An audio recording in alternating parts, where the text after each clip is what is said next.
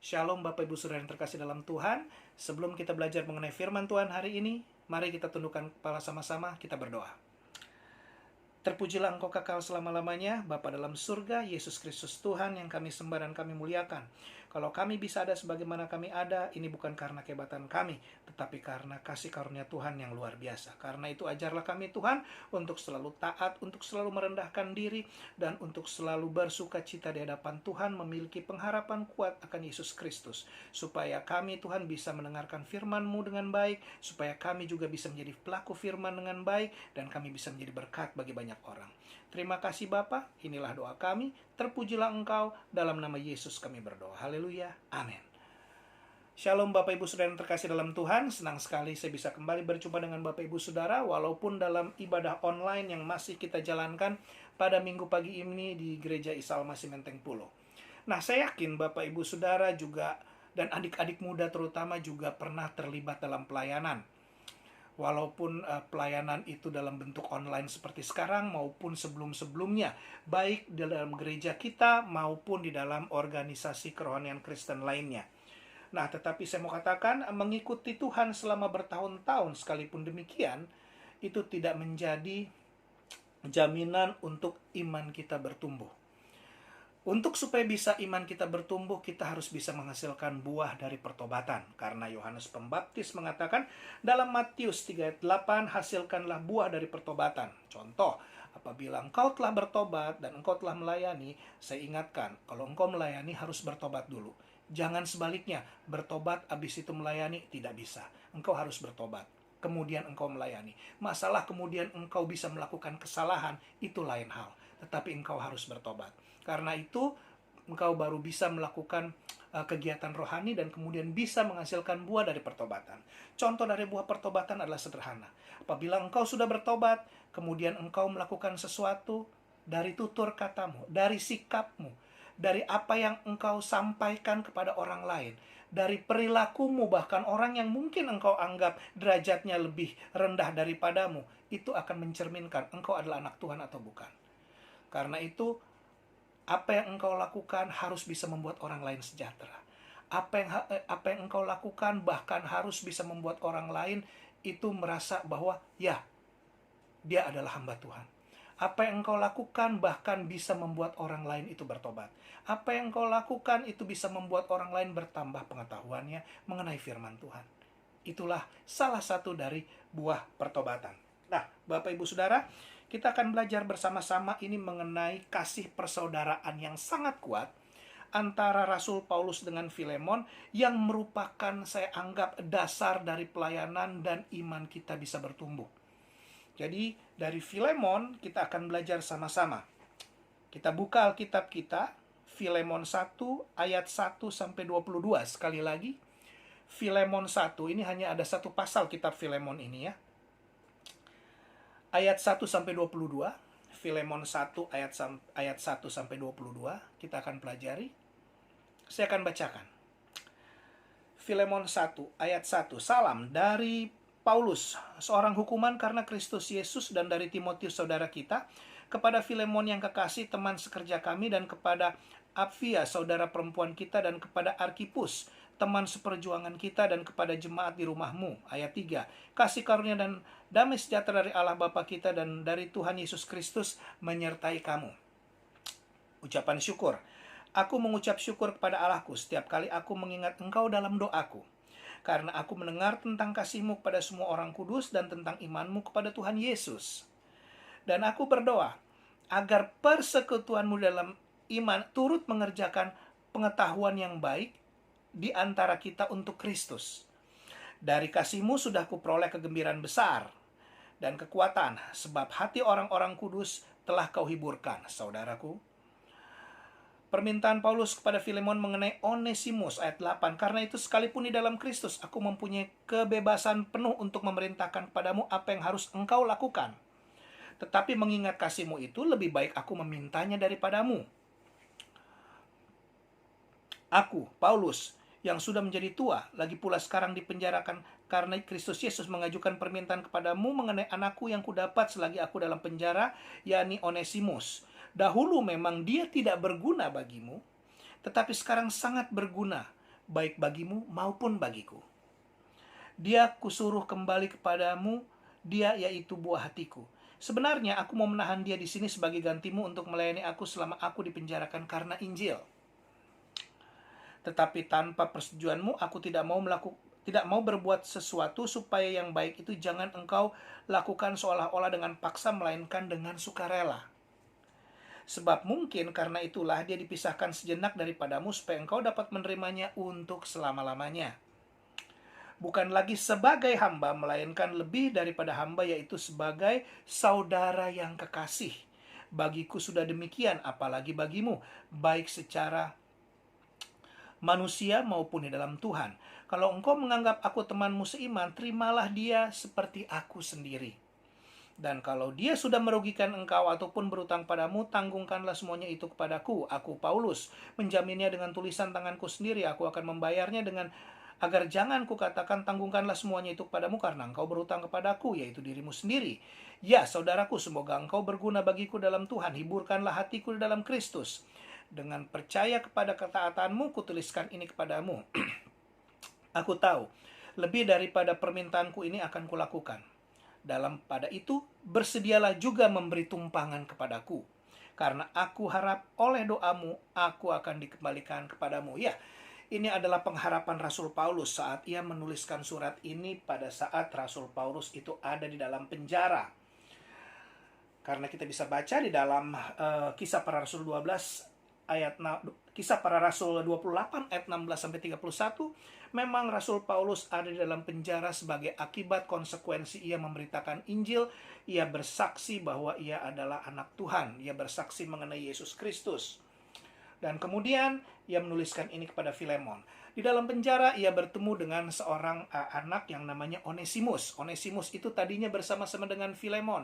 Pada masa lalu mungkin ada 1-2 hal yang terjadi sehingga Onesimus ini pergi, merasa tidak berguna.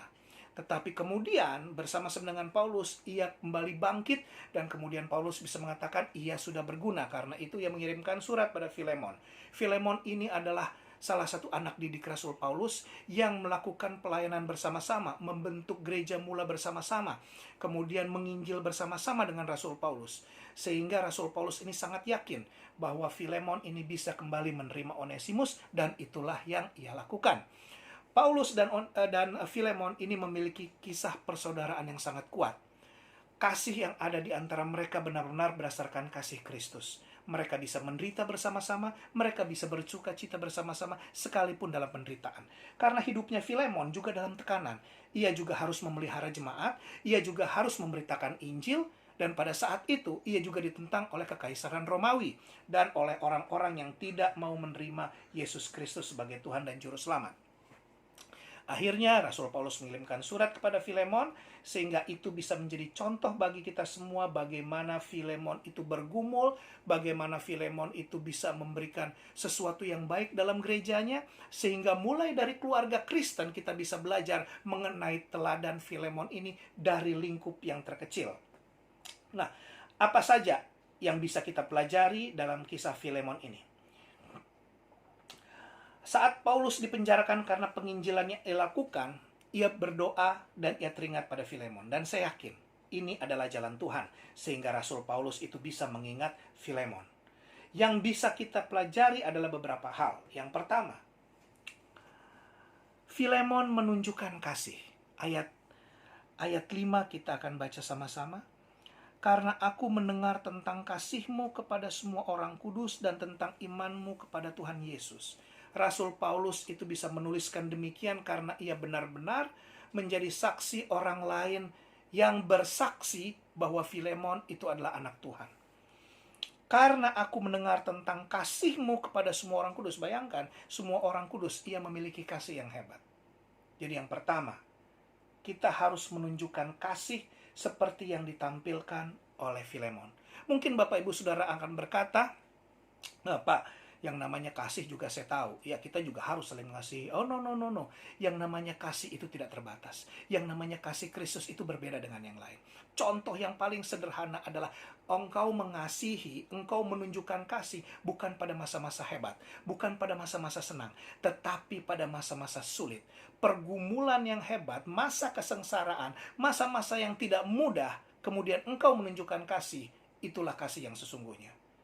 Dan apabila saya katakan mengasihi itu berarti mengampuni, engkau pun harus juga menunjukkan. Ya, dalam keluarga Kristen kita bisa melakukan kesalahan.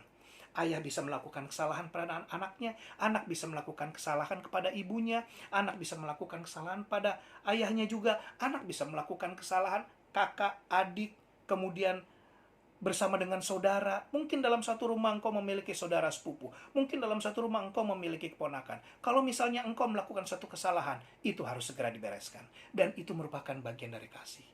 Yang namanya mengampuni, ringan apa tidak? Tidak. Yang namanya mengampuni itu berat. Saya tahu, pasti saudara akan berkata begitu. Tetapi itu bisa dilakukan. Kenapa? Karena kalau tidak, Yesus tidak akan mengajarkan dengan demikian. Dalam doa Bapa kami, kita berdoa, ampunilah kami, seperti kami juga mengampuni orang yang bersalah kepada kami. Nggak ada lagi embel-embel di belakangnya, ampunilah kami, seperti kami juga mengampuni orang yang bersalah kepada kami, setelah orang itu meminta maaf kepada kami. No. Kasih Kristus itu tidak terbatas. Lebih mudah engkau menunjukkan kasih, memberikan sesuatu kepada orang, daripada engkau mengampuni. Itu yang harus kita akui, ya kan? Kalau saya berkata kepada saudara, Pak, lihat tetangga Bapak, kasihan, dia sakit, butuh obat, coba Bapak bantu. Bapak akan bilang, oh ya, saya akan bantu Pak, sesuai dengan kemampuan saya. Pak, lihat tetangga Bapak, butuh sembako Pak, kehilangan pekerjaan, bantu Pak. Oh iya, saya akan bantu sesuai dengan kemampuan saya. Dan saya yakin Bapak Ibu Saudara akan bisa membantu. Tetapi kalau saya katakan, Bu, Pak, itu orang yang ngejahatin Bapak sama Ibu ya. Jahat ya mereka ya. Ampuni Pak, ampuni Bu. Apakah engkau akan langsung bilang, aku akan mengampuni? Belum tentu. Aduh Pak, susah Pak, gimana ya Pak ya mengampuni? Dia jahat banget sih Pak sama saya Pak. Bapak Ibu Saudara yang terkasih, itulah kehebatannya orang Kristen. Apabila ada orang yang menampar pipi kananmu, berikan pipi kirimu. Artinya, engkau harus bisa mengampuni. Kalau tidak, Yesus tidak akan mengajarkan demikian. Itu yang dilakukan oleh Filemon. Menunjukkan kasih. Ia bisa mengampuni Onesimus, dan kemudian ia bisa menerimanya kembali, dan bukan lagi menganggapnya hamba, melainkan menganggapnya saudara yang kekasih. Mungkin derajatnya lebih rendah. Kita sering menjumpai banyak orang yang seperti itu. Tetapi saya mau katakan, di dalam Yesus, nggak ada derajat lebih tinggi, nggak ada derajat lebih rendah. Engkau dan aku adalah sama. Kita sama-sama pelayan. Saya mungkin bisa melayani dalam hal worship leader, kemudian membawakan firman. Mungkin engkau melayani dalam bidang asyir, tetapi di mata Tuhan, pelayananmu dan pelayananku adalah sama. Senyummu bisa membuat orang lain sejahtera, itu sangat luar biasa.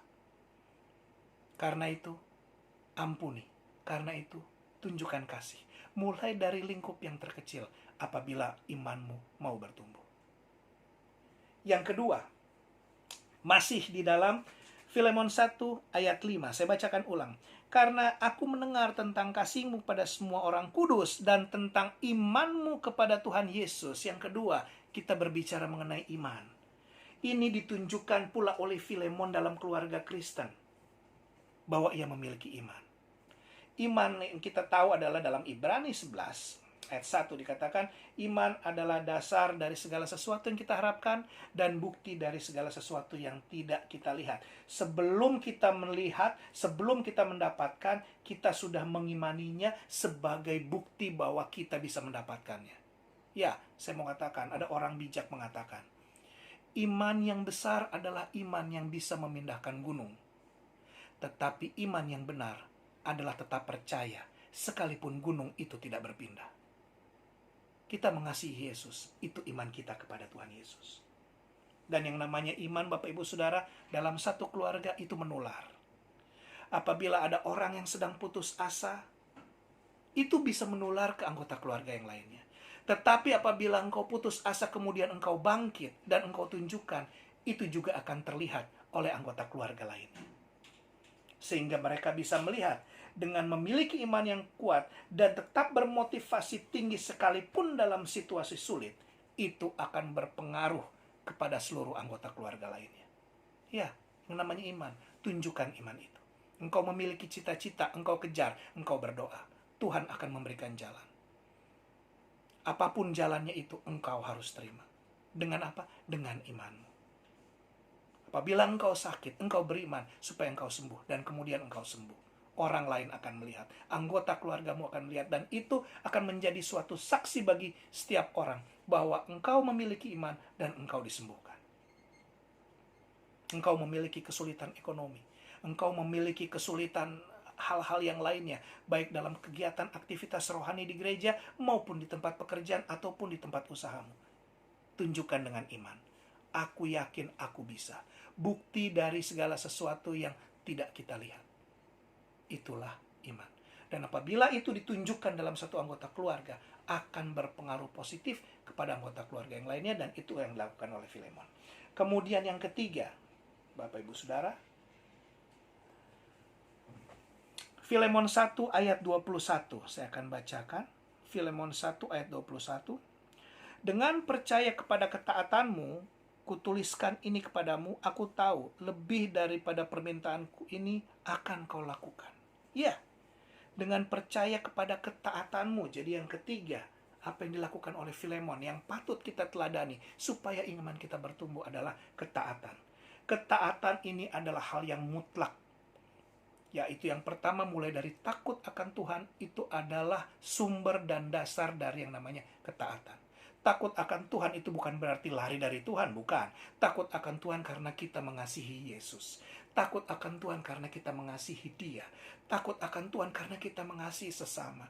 Takut akan Tuhan karena kita mencintai apa yang Tuhan Yesus lakukan dan karena kita mencintai firman. Itu kita takut akan Tuhan. Sehingga dalam perbuatan kita, tutur kata kita mencerminkan takut akan Tuhan. Saya mau katakan, ada satu kesaksian. Saya memiliki seorang sahabat, saya memiliki seorang teman. Dulu hidupnya belum bertobat, tidak terlalu baik. Tetapi sekarang dia sudah menjadi penginjil dan kemudian sudah menjadi pendeta. Di dalam keluarganya, itu juga kondisinya nggak terlalu baik. Dalam satu keluarga, kakak-kakaknya, adiknya juga nggak terlalu baik kondisinya. Mungkin hidupnya itu lebih sembarangan. Tetapi dia kemudian bertobat. Dia kemudian mencari Yesus. Dia mencari Tuhan. Dan akhirnya dia menemukan. Dia kemudian bertobat.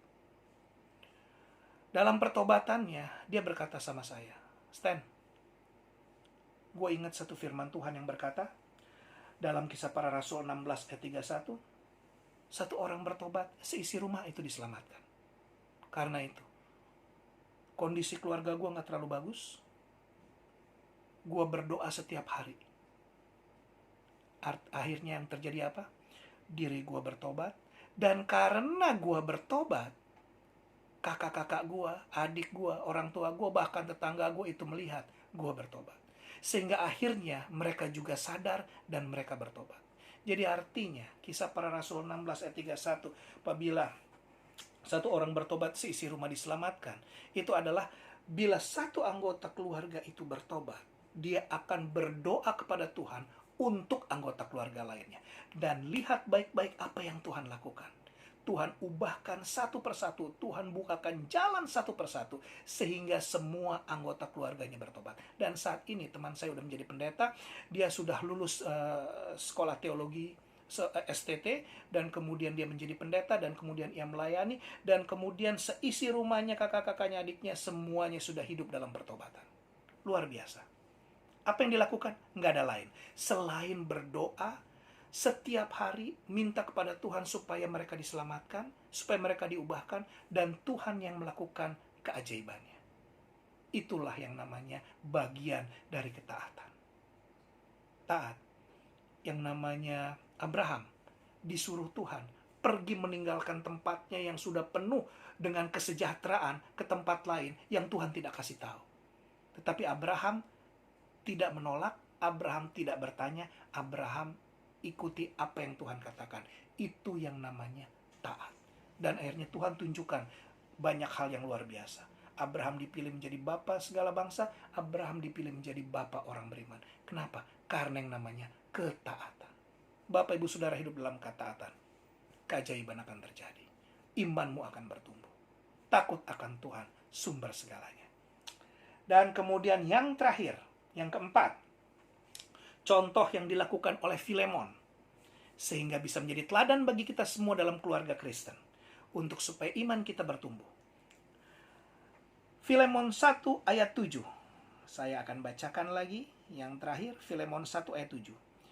Dari kasihmu sudah kuperoleh kegembiraan besar dan kekuatan, sebab hati orang-orang kudus telah kau hiburkan. Hati orang-orang kudus engkau hiburkan. Bapak, Ibu, Saudara, penghiburan adalah sesuatu yang sangat penting. Filemon bukan hanya sekedar menginjil dan berkhotbah, tetapi ia memberikan kekuatan dalam penghiburan yang diketahui banyak orang sampai akhirnya kepada Rasul Paulus. Bayangkan, Filemon tidak punya handphone saat itu, nggak punya video call saat itu. Dia hanya melakukan penghiburan bagi orang-orang kudus. Rasul Paulus ada di dalam penjara, tetapi itu sampai kepada Rasul Paulus. Kenapa? Orang-orang yang mendengarnya itu menjadi saksi bahwa Filemon benar-benar adalah seorang anak Tuhan yang bukan hanya bisa berkhotbah membawakan firman, tetapi juga bisa memberikan penghiburan.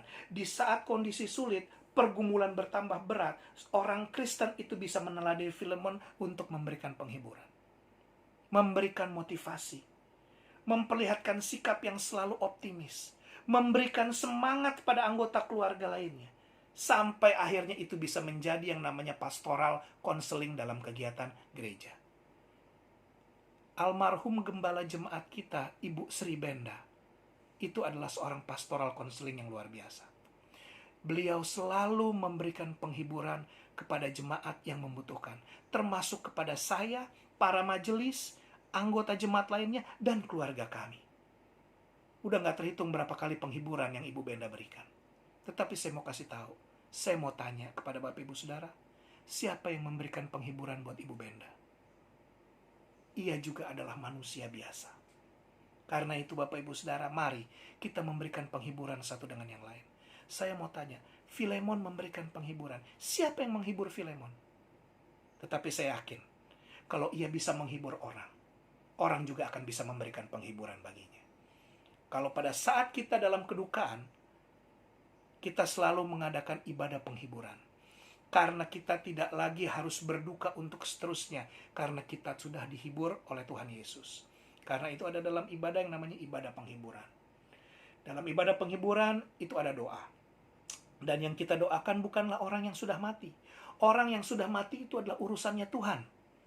Kita tidak mendoakan orang yang sudah mati, tetapi kita mendoakan orang yang masih hidup supaya ia memiliki kekuatan dan diberikan penghiburan oleh setiap orang yang ada di sisinya, oleh tetangganya, oleh saudaranya, dan terutama Tuhan akan memberikan penghiburan melalui siapapun yang ia percaya. Karena itu Bapak, Ibu, Saudara yang terkasih, dari apa yang kita lihat di sini, keluarga Kristen itu harus bertumbuh. Mulai dari yang pertama menunjukkan kasih. Cek, kalau engkau sudah bisa mengasihi orang. Oh, aku mengasihi orang. Pak Pendeta nggak usah kasih tahu, aku sudah mengasihi orang. Cek, engkau bisa mengampuni orang nggak? Engkau sudah mengampuni orang yang jahat kepadamu nggak? Sekalipun orang itu nggak minta maaf. Kalau engkau bisa mengampuni, engkau hidup dalam kasih. Dan yang kedua, engkau taat atau tidak? Karena ini adalah sesuatu yang sangat penting. Engkau memiliki iman atau tidak, itu yang kedua.